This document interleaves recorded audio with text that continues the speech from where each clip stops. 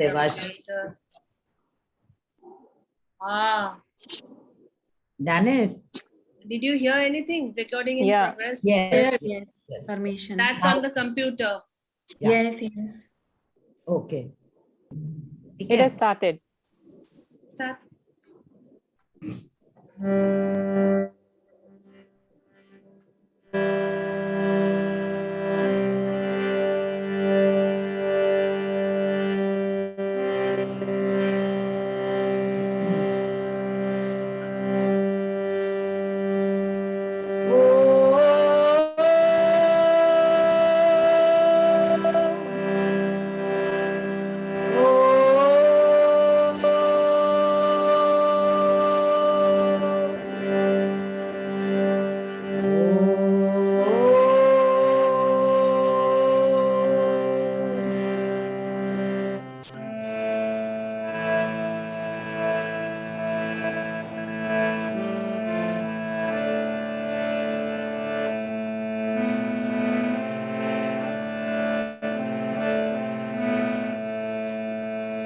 Shri Yogananda, guide to inner freedom, steal into my heart of hearts, banish my delusion.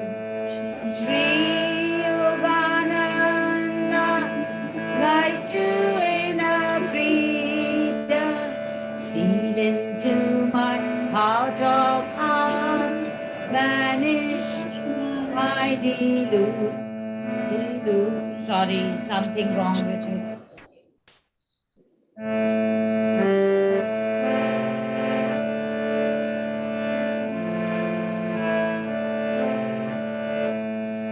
Listen to my soul song, listen to my heart song, listen to my soul song, listen to my heart song.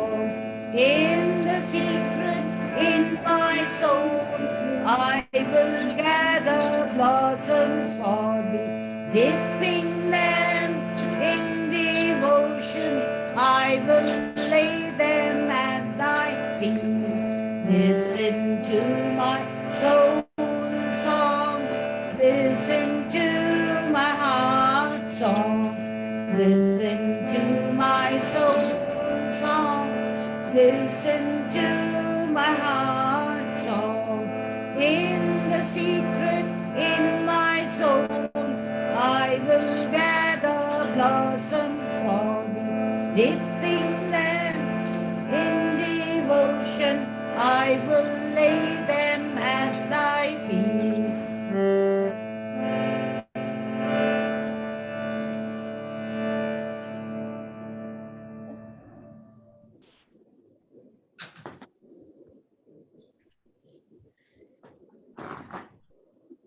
Divine Mother, Heavenly Father, friend, beloved God, Guru preceptors of all religions and traditions, saints and sages, I humbly bow to you all. Thank you for guiding this Gita class. Thank you for raising all our vibrations. Om Shanti.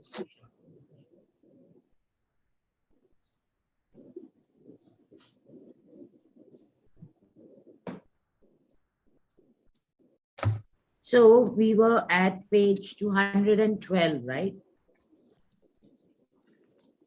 Sujata knows. Or you left it. Oh, you missed the, who knows? I was talking about all the kinds of karmas, right? Yeah. Last time. It's 212. You have to begin with a man may have the karma, for example. Oh, okay. Right. So a man may have the karma, for example, to be drowned at sea, or for that matter, to be saved from drowning at sea.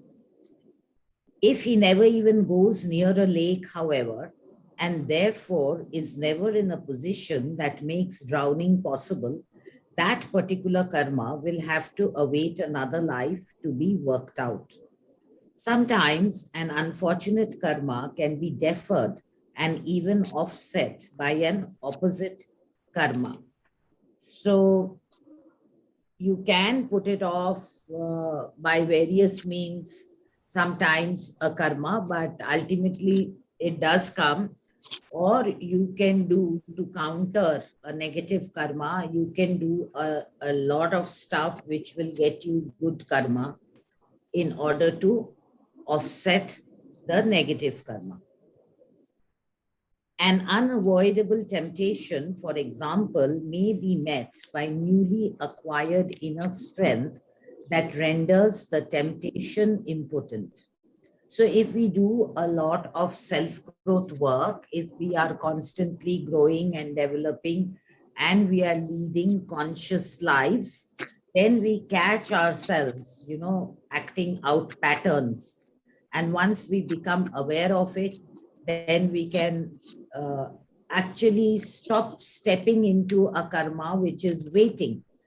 So the moment we become conscious, then we respond to situations rather than reacting from our past conditioning or our past habits or even our past lives. Karmic periods also pass or are dissipated by offsetting actions. Right. For example, a karmically destined failure may be deflected if one develops a new, more creative energy, or for that matter, if one develops the wisdom to redefine the blow as a new opportunity and not really failure at all. See, events and things are as they are neither good nor bad.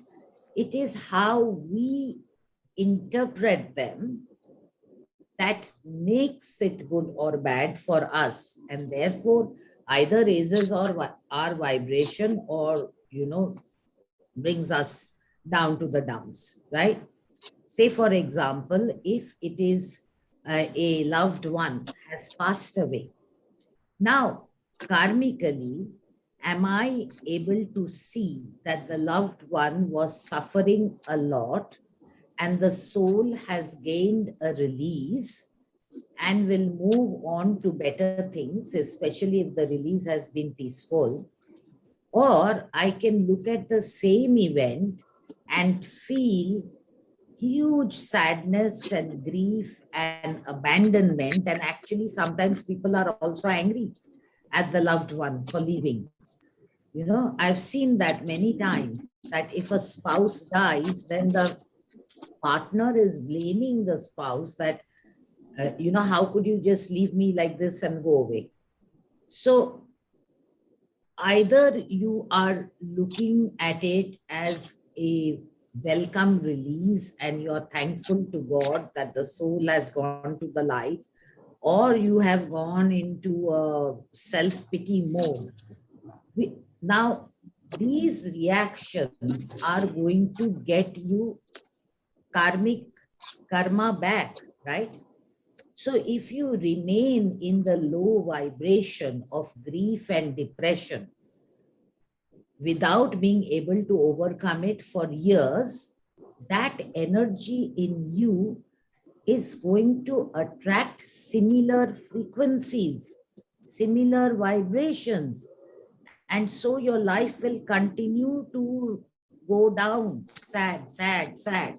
So that karma of your reaction to a person's passing over can start attracting similar stuff to you.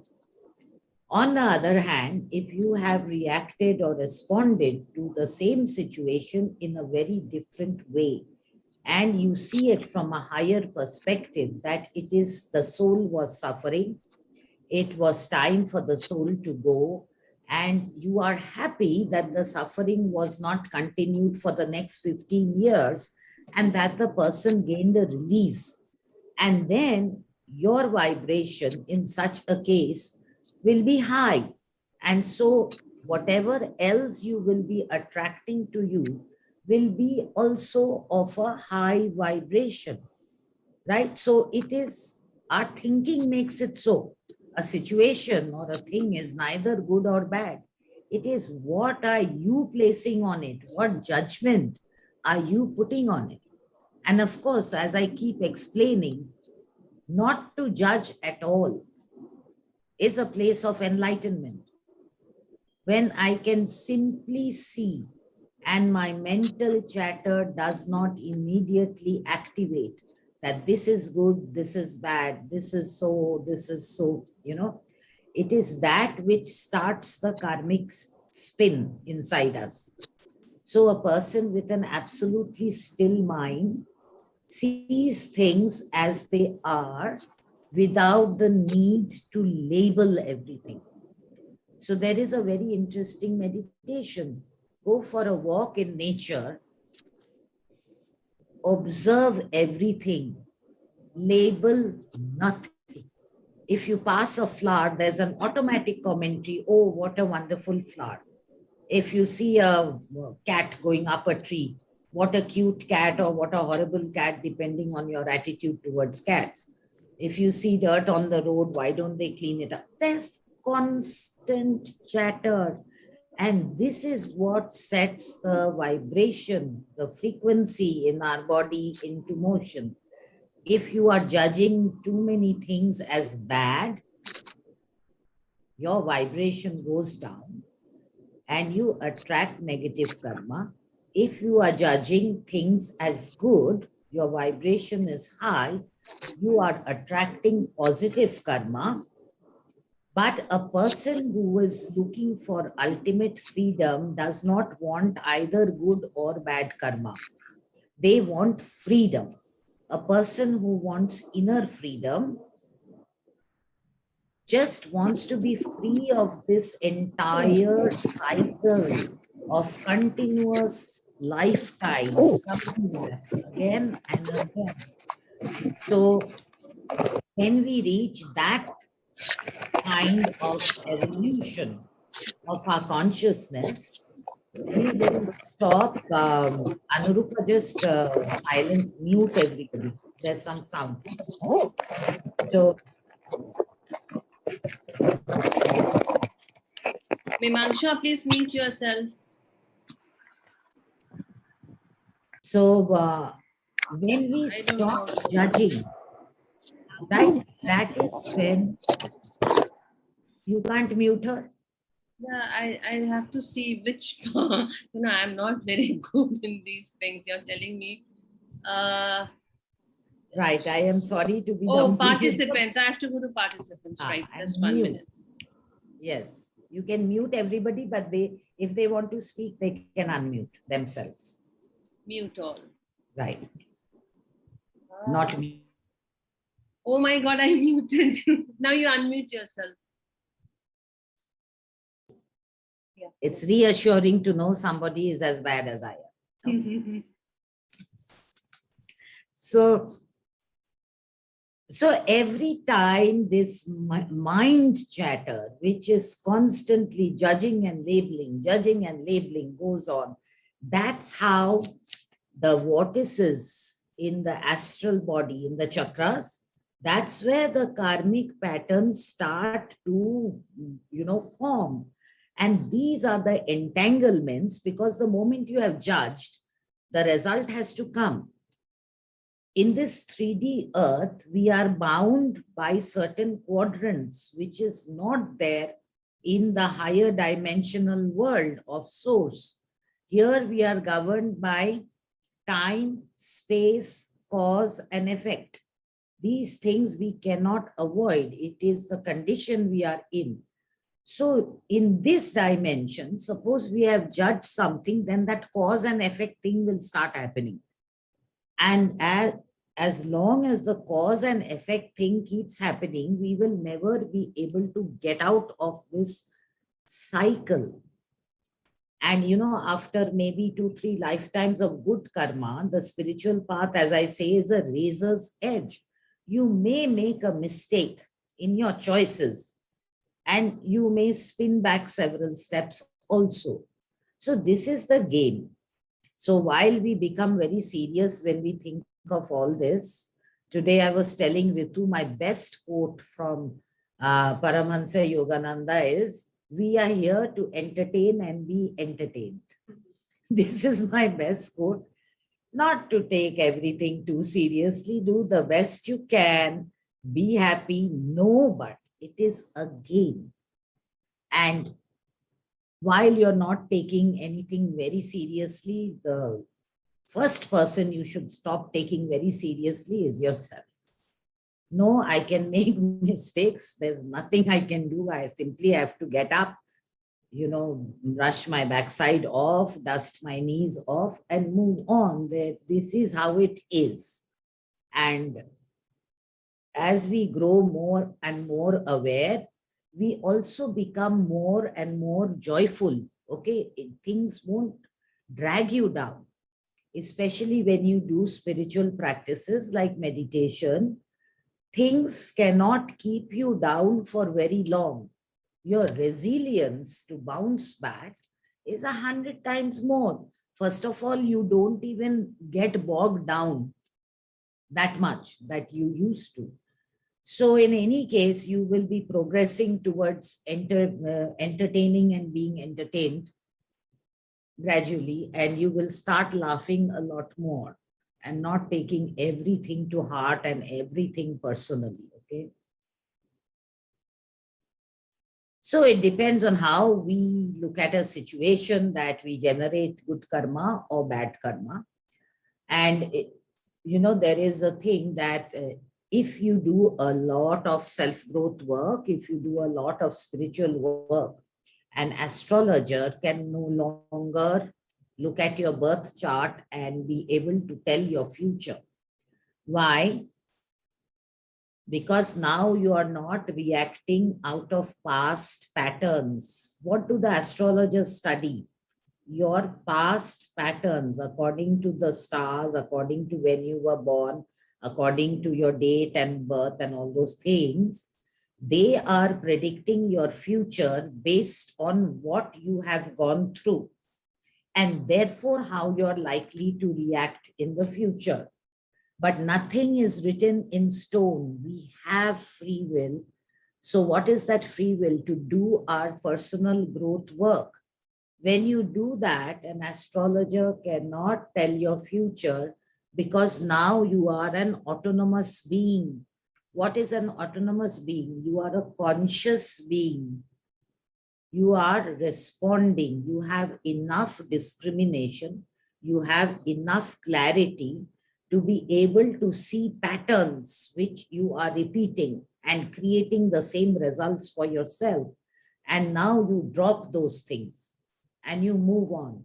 So after a point, any astrologer will not be able to tell your future. So that is an interesting outcome of doing personal growth work, that you can actually shift your destiny. Some things are fated, of course, but how hard they are going to hit you definitely changes. Whether you are opening up new pathways of doing things, whether you are ready for newer lessons which you hadn't signed up for, that also happens. You may take on extra lessons if you've learned whatever you came to learn in this life, okay? A bad karma may loom above one like a dragon ready to strike. But if one can find a way either of deflecting that blow or of protecting oneself, like using an umbrella when it rains, one may still receive the blow, yet avoid disaster. So this is what I say, na, that suppose you were fated karmically, supposed to, break a leg, or you have a terrible life-threatening disease, whatever it is.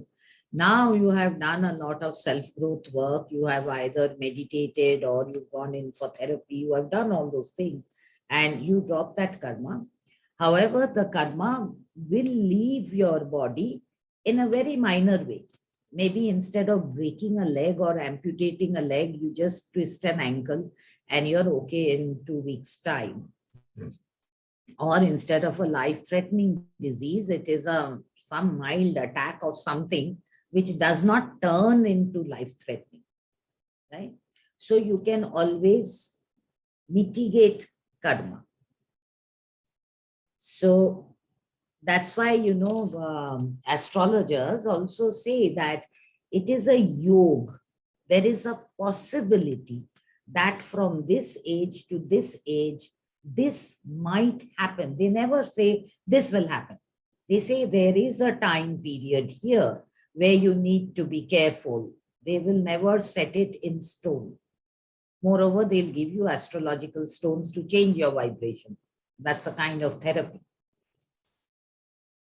So one may also, of course, do as Saint George of English legend did, slay the dragon. Certain it is that no threat of misfortune need ever be accepted with supine resignation. A powerful will can overcome or at least mitigate virtually any misfortune that awaits one.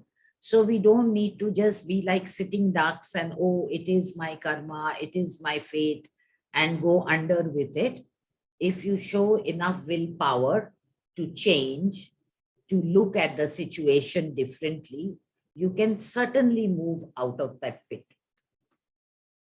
Bad karma can, for example, penetrate a weak aura, but it cannot penetrate a strong one, or the damage it inflicts will be minimized. If you have the karma to lose a leg and your will is strong and you have deep devotion, you may receive only a scratch. Karmic consequences are inevitable, but how they are received depends on many circumstances, most of them arising in the individual. So what is an aura? Aura is the energy field around us. How can we make what is a weak aura? When you are all scattered, your energies is either in the past, in the future, left bits of your soul parts here and there, basically not an integrated person, a scattered person. Their aura is weak because they are not 100% in the now. That is the importance of being present, of having presence. Okay, when you are a person who is not checked out most of the time, out of the body, vague, floaty, ungrounded, that's when your aura becomes weak and all manner of influences can come in and affect your energy. But when you are a person with very strong presence, who is wide awake, there, involved, connected, doing what they are supposed to do, then the aura is very strong. And another way of making the aura strong is, of course, spiritual practices that we do that naturally raises the vibration every day. If you have a regular practice, then those outside influences cannot, keep coming in and jamming your energy system. Bad karma can also be offset by the creation of good karma, which I said just now. Good karma can be augmented by more good karma directed towards the same end. So you can keep increasing your good karma by doing things which give you good results. Events that affect others need not affect oneself, or at least not in the same way. The secret in this case is to maintain an attitude of non-attachment and not to react emotionally. Indeed, emotional reaction can greatly augment any karmic effects. So, yeah, as long as what is emotional reaction? It is mainly judgment, right? How you are judging a situation. Suppose somebody is feeling very sad and we start feeling sad in sympathy with the other person. What are we doing? We are adding to that person's sadness and both of us are going down. But if we remain strong and refuse to be dragged down by somebody else's low energy, we can actually help to lift that person out of the darkness. So that's the difference I was explaining in one of the talks or something between sympathy and empathy. Empathy is the ability to remain in your own space, not get dragged into the second person story and then get dragged yourself by their negativity. Empathy is able to just be here for the other person. It doesn't mean you're unfeeling. It simply means that you are in your space with your boundaries and you can be more helpful in lifting another person out of their despair.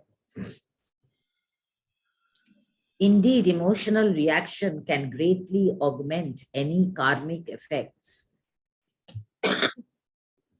My guru told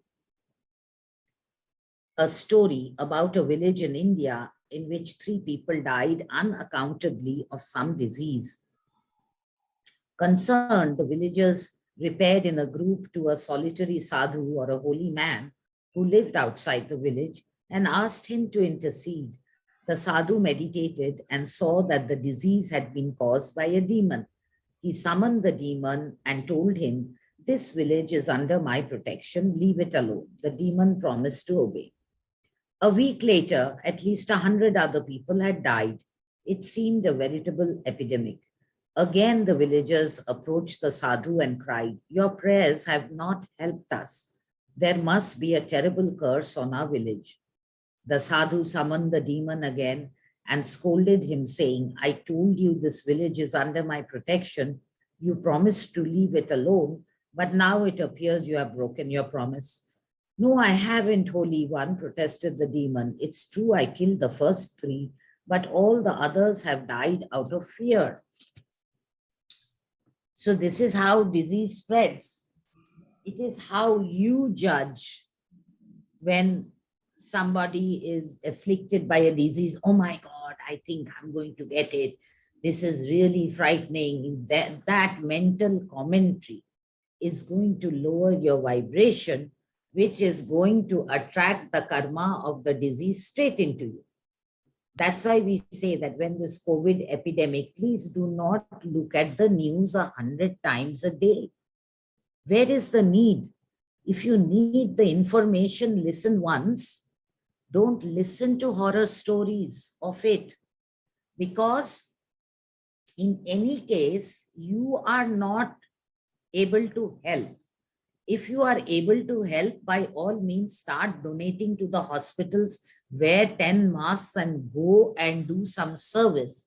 But if you are going to sit at home, do not add to your fear by turning on the news every 10 minutes and keep hearing horror stories.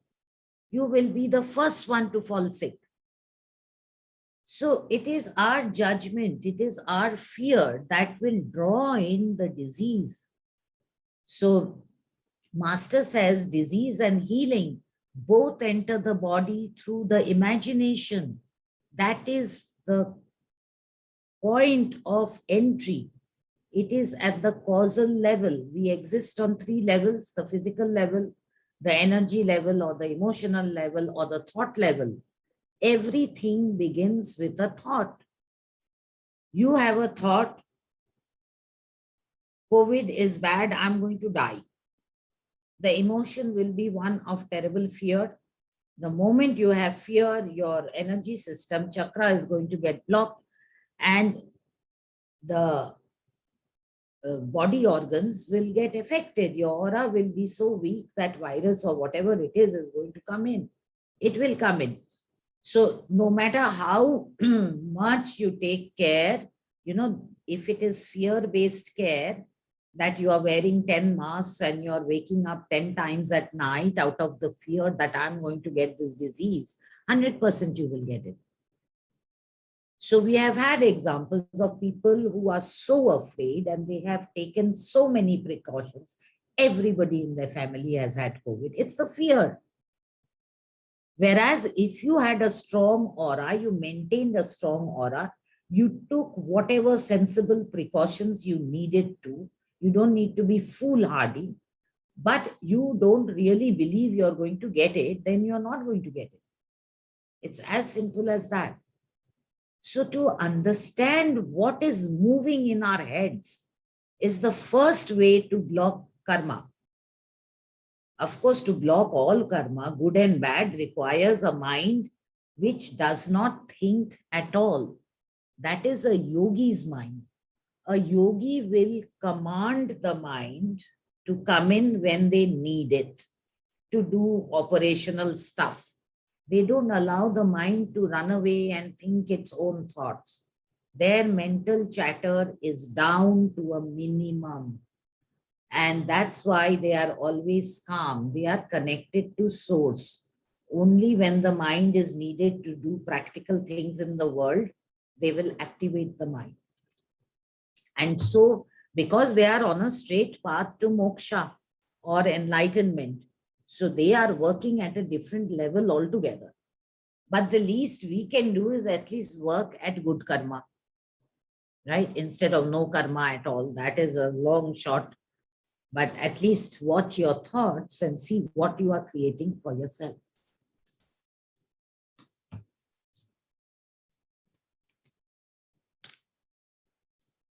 So here the demon story, the demon is saying, no, I did not. I just killed the first 3. After I promised you, I did not attack anybody. How did 100 people die? Because they just died out of fear. The ultimate way to escape the results of all karma is to evaporate the causative ego with its consciousness of identification with the little cup of the body. In deep meditation, that vapor of ego may rise and disappear altogether in the sky of infinite consciousness. So, of course, the way to enlightenment is to dissolve the ego. What is the ego? It is the feeling that I am separate from source. It is that energy of disconnection from source. Instead of understanding that within me is the power of God, I too am a part of God. If I feel that I am a little sinner here in my little body, that separation anxiety, the biggest hallmark of ego is what? Fear. Ego comes out of fear. Fear of being separate, fear of being not good enough, fear of being unsafe, fear of dying, fear of this, fear of that, the main quality of the negative ego. I'm not saying there is not a positive ego, there is. But the point is, the moment there is the ego, there is the separateness from source. And so through lifetimes, as we start dissolving the ego and go back towards source, at the final moment, at Nirvikalpa Samadhi, when you are completely united with source, that is when you drop the ego. And without the ego, there is no body. Then you can completely become a part of source. So the fact that we have a body means that the ego is alive and kicking, and we are working with it, because there is negative ego as well as positive ego. Positive ego actually spurs us on to do spiritual growth work, to do self-work, and to move towards source. But at some point, we need to drop that positive ego also. And the negative ego is totally governed by fear. If the dragon strikes and you are no longer there to be seized in its jaws, or the rock falls from a precipice and you have removed yourself from that spot where it falls, or if the fickle multitudes acclaim you and inevitably expose you to the dualistic opposite of public, oh my God, look at this word, opprobrium later on, and you are not there to respond, what happens? The same actions occur, but you will not be there to receive them. So if you do sufficient soul growth work and you have accrued also sufficient good karma, then some stuff which could have hit you as negative karma, you can avoid. You simply will not be there. Okay? The same actions occur, but you are not there to receive. The Jivan Mukta, one who is freed by while living, having dissolved his ego awareness in infinite consciousness, no longer develops any new personal karma. Any deed he does from then on accrues to the benefit of others who still, by the vortices of energy created by their own egos, benefit from the good deeds he performs for them. He himself, however, remains untouched even by good karma. So what is a Jivan Mukta? Jivan Mukta is a person who is freed while living. He is still in a body and in the middle of one life, he has attained enlightenment. So while in a body, he is still connected to source, but because he has dissolved his ego, there is no, what can you say? There is no personal relevance to anything that he does in the world. Whatever he does will be for the soul growth of others. It is not going to affect him. Why? Because the Jivan Mukta performs Nishkam Karma. He performs actions without any desire for the results. So there is no, that is the meaning of Karma Yoga. So where I am simply doing what I need to do as a service. Like yesterday's class, I was saying, a yogi or a Jivan Mukta, his attitude to life is, how can I serve you versus what's in it for me? So when you come from the attitude of service, you are not interested in what's in it for me. And so you are very detached from the results. There is nothing that I have to succeed, I cannot afford to fail, or I have to make this much of money, or I have to get public acclaim for doing good works and all that. I am simply doing this because it adds, it takes me deeper into my inner freedom, and I would like to share that with others. So I am acting in the world now in the interest of the universe to raise the vibration of everybody else. So whatever he does not accrue any karma. He is already freed while living, but others get the benefit of his energy vibration. Okay. His prarabdha karma must play itself out on his body, but he will no longer be affected by it. What did I explain? The prarabdha karma is the karma which in the life planning stage, you have decided there are 4 or 5 major lessons I will learn in this lifetime. That is prarabdha. It will come, it will hit you hard and fast. There is no way you can avoid what you have signed up for in this lifetime. But of course, when we do soul growth work, that same karma can become far more milder than it would have been otherwise. In fact, it can lead to more learning and more soul growth. But we really cannot avoid this kind of karma. So even for a Jivan Mukta is prarabdha karma, because it is already in motion.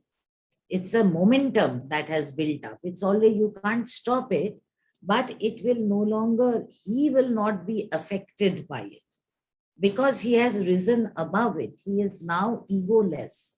It is the ego which gets affected by karma. Say, for example, there's this story of Ramakrishna Paramahansa. He's this great saint, but he died of throat cancer. Many people say he took on another devotee's disease and was releasing it through his body. Whatever the case is, one of his disciples came and said, "Oh, Master, it must really be very, very painful for you to go through this." And Ramakrishna Paramahansa saying, "Yes, it hurts here and I can't eat and all that."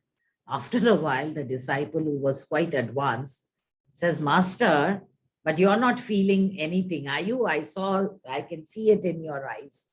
So Ramakrishna Paramahansa started laughing. Oh, the rascal has got me out. So they are just pretending, yeah, I'm suffering. Actually, they are not. They are in continuous bliss. So for a Jivan Mukta, the karma will play out whatever it is that he had signed up for, but it no longer affects him. Verily, when the Jivan Mukta has finally released into the free skies of spirit the countless actions of all the incarnations that his ego lived in delusion, he becomes a Param Mukta, a supremely freed soul.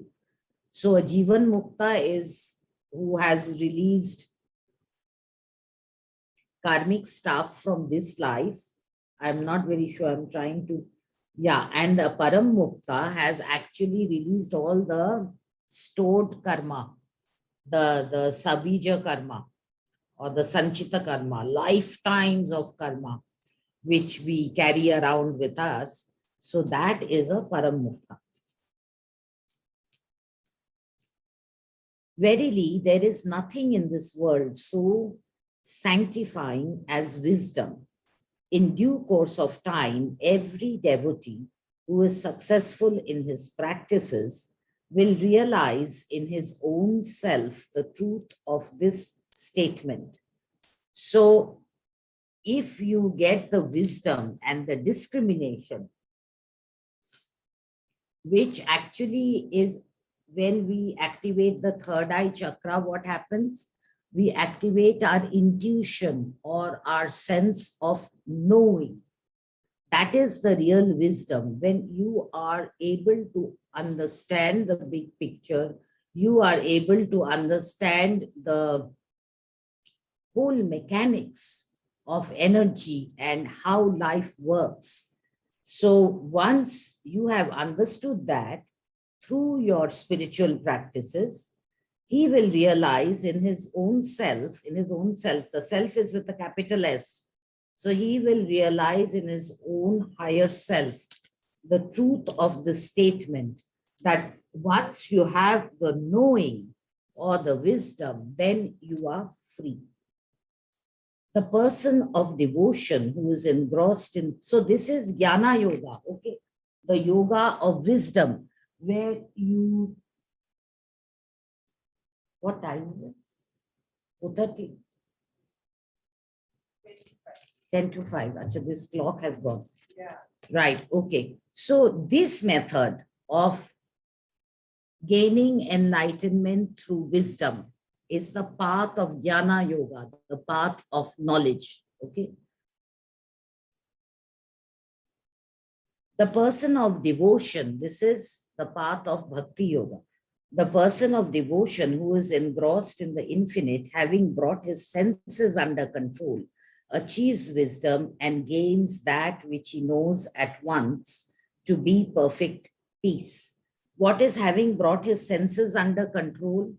It means that our five senses are constantly pulling us outward into the world and into the entanglements which keep causing more and more karma.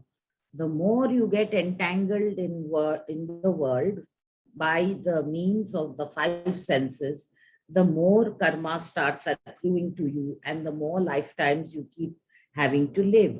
So a person of devotion who is completely connected to source through love or devotion can bring his senses under control, can reign in his senses, and therefore can achieve wisdom. When he realizes that the outward world is Maya or illusion, he, through his love for God or for source, he brings the five senses under control. He stops getting pulled in all directions out into worldly affairs, and therefore he achieves wisdom and gains that which he knows at once to be perfect peace. So that's how people come to enlightenment. In the path of Jnana Yoga, People study the scriptures, they understand the big picture, and through knowledge and understanding, they approach source. Over here, in the path of Bhakti Yoga, through love of God, they realize that love of anything else is quite futile. And so they withdraw inwards and upwards. And so they achieve wisdom in that way. Devotees who think there is a conflict between devotional love, yogic self-control, and true as opposed to intellectual wisdom. See, this is the difference. True as opposed to intellectual wisdom. What is true wisdom is intuition. It's not anything of the brain. It is actually superconsciousness. So it's beyond the intellect. It's the intuition. That kind of intuitive wisdom is what is being spoken of.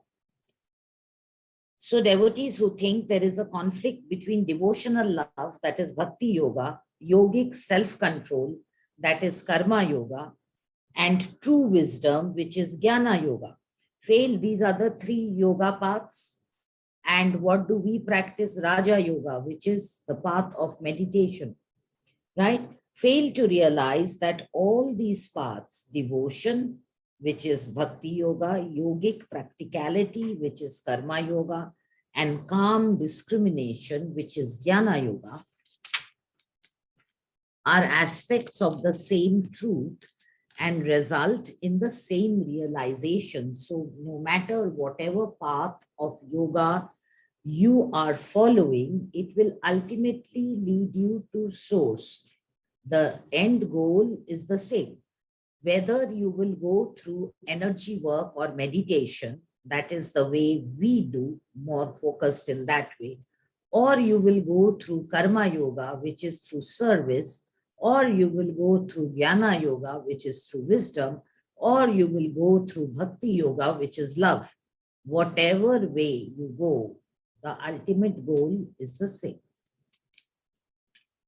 The word for devotion in this sloka is Shraddha, which usually translates as faith.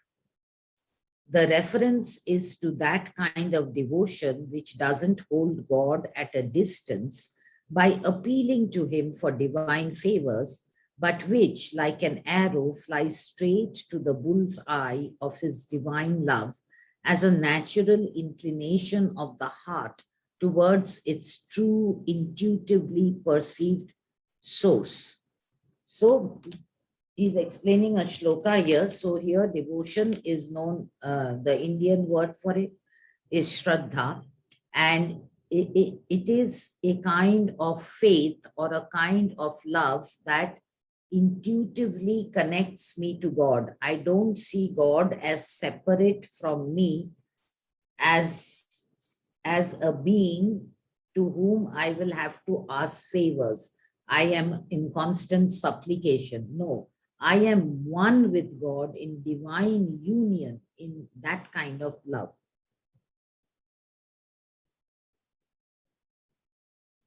The highest goal, the true bullseye of devotional focus, is not love but bliss. Love itself is lovable, but it must have a pure motive, and that motive or goal is Satchidananda. So Satchidananda is the whole point of spirituality. Satchidananda is the heart of spirituality. I will not go into explaining that in today's session. I will go deeper into Satchidananda in the next, on next Sunday, because it is a phenomenal, tremendous concept to understand. So the goal is Satchidananda, which is far above wisdom, service, love. It is the ultimate bliss, which is the true nature of source. If God needs a descriptor, then it is Satchidananda.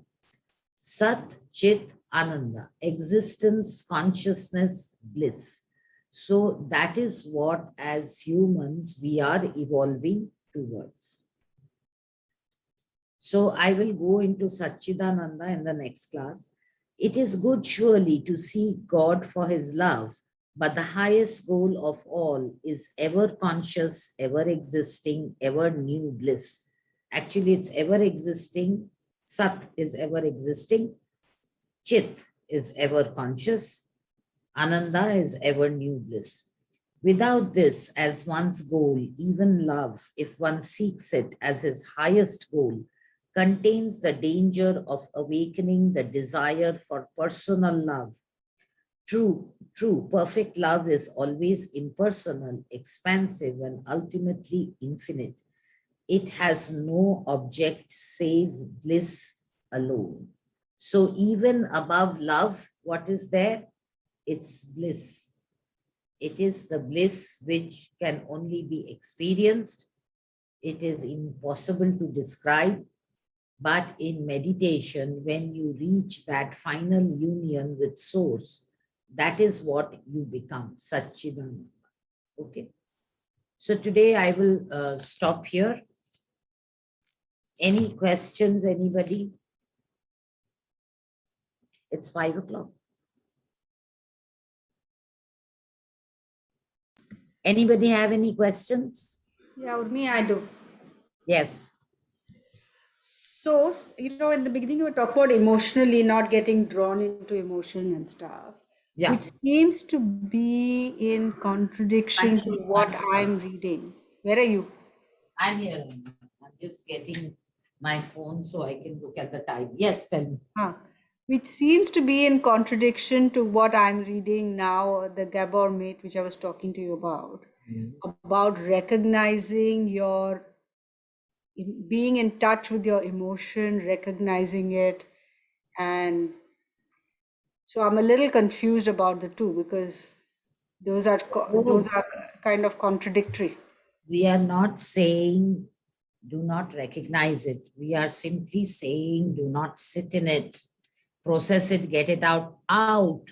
So when you keep raising your vibrations with meditation, your turnaround time is very fast. You will not get into those dips.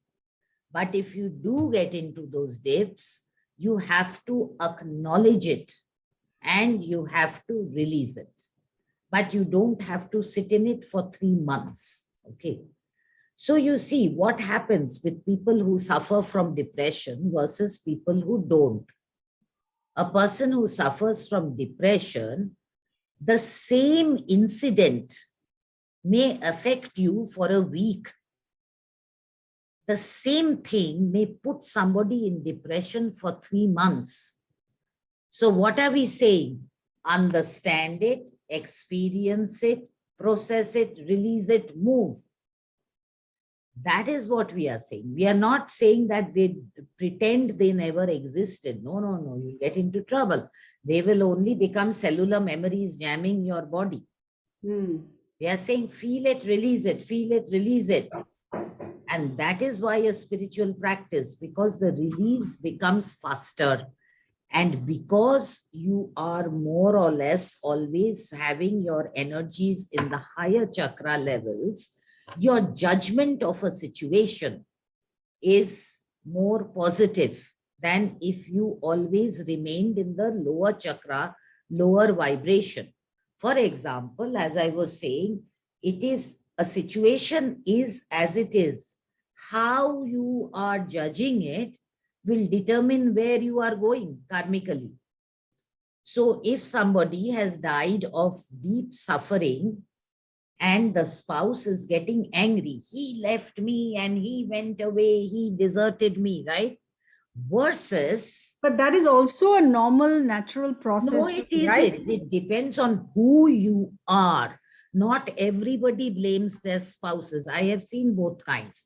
One kind will complain about their lives. They will blame their spouse instead of understanding the suffering the spouse has gone through and saying, thank God the disease did not drag for 5 months. They are emotionally strong people. Another kind of person who is not emotionally strong will become poor me. It will become about her rather than the spouse who has suffered. Okay. So when it becomes about me, I am fully in the ego. It's my unhappiness. I don't care whether he suffered or not. He left me. He should have looked after me. Now I don't know how to look after myself. So I will carry that resentment about my spouse who has departed out of some terminal illness, versus a person with a stronger emotional mind will say, good, he didn't suffer. I'm glad it is over. Hopefully he's gone to the light.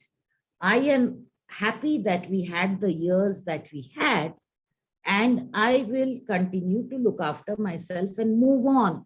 There are different kinds of people, Jamuna. It is who you are that you are going to attract the kind of vibration, right? Everybody it's not natural.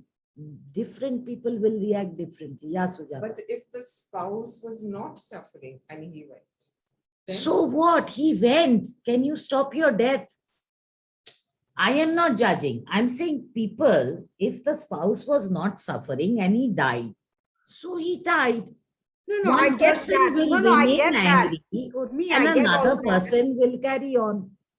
No, I get that, but I mean, it's also natural as human beings. Connection and relationships are I important, understand. right? I And understand. you will grieve the loss of someone who is very dear to you. You can't Correct. be emotionally insular also. No, all I'm saying on the spiritual growth path, when your energies are in the higher chakras, the turnaround time, emotional turnaround time is much shorter. You're saying the Okay. resilience, you're able to bounce back faster. Yes, your victimhood is much shorter. It does not make you an unfeeling person. It makes you an emotionally strong person. It does not make you unloving. All we are saying is, we are not saying whether it's good or bad. We are saying if you understand the law of physics and you understand energy, if you are in a low energy of grief, more grief will come towards you. If you are in an energy of joy, more joy will come to you. This is a universal law. It's neither good nor bad. The choice is yours. That's all we are saying. Like energy attracts like. And this you cannot refute. That is how it is. So whether you will be resourceful enough to help yourself or you will not is again a karmic choice. That is the meaning of spirituality, living consciously, knowing that what is attracting what to me and what do I choose to experience. That is our free will. We can choose to experience what we feel. That is the power that we have.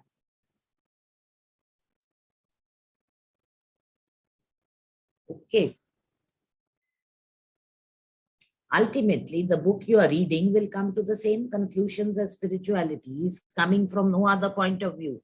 It's just that he is a therapist. He deals with people in deep depression. So he's talking like that. But the big truth is the same. Okay. Thank you. Shall we end with the prayer? Divine Mother, thou art omnipresent.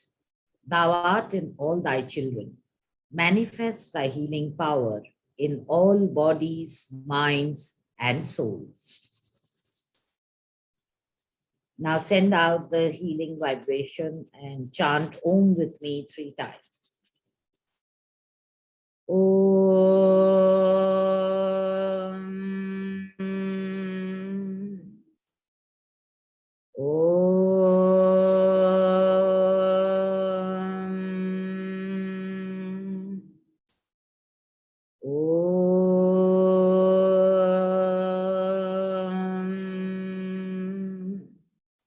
Shanti, Shanti.